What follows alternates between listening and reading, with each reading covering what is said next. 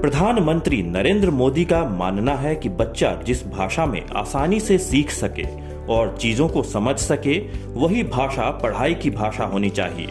इसी के मद्देनजर बच्चों को कम से कम 5वीं कक्षा तक मातृभाषा या स्थानीय भाषा में ही शिक्षा देने की बात नई शिक्षा नीति में कही गई है।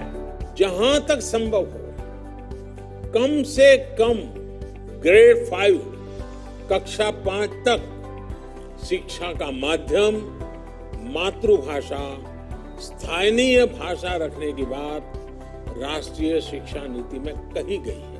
इसके अलावा प्रधानमंत्री नरेंद्र मोदी उच्च शिक्षा भी स्थानीय भाषा में मुहैया कराने के पक्षधर हैं। उन्होंने छात्रों को इंजीनियरिंग, मेडिसिन और कानून जैसे पाठ्यक्रमों की शिक्षा मातृभाषा में देने की बात कही है।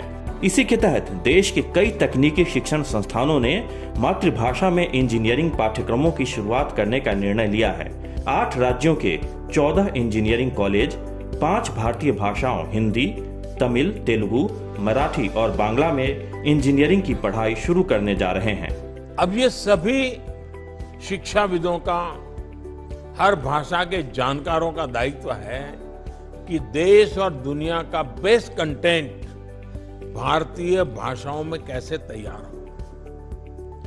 टेक्नोलॉजी के इस युग में ये पूरी तरह से संभव है। इंजीनियरिंग पाठ्यक्रमों के 11 भारतीय भाषाओं में ट्रांसलेशन के लिए एक टूल भी विकसित किया जा चुका है।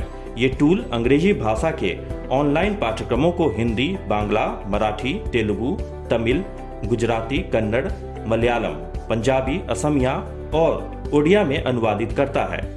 इंजीनियरिंग की पढ़ाई मातृभाषा में मुहैया कराने की दिशा में एक और कदम बढ़ाते हुए केंद्र सरकार ने इस साल से जेईई मेन परीक्षा हिंदी और अंग्रेजी के अलावा 11 अन्य भाषाओं में कराने का महत्वपूर्ण निर्णय लिया।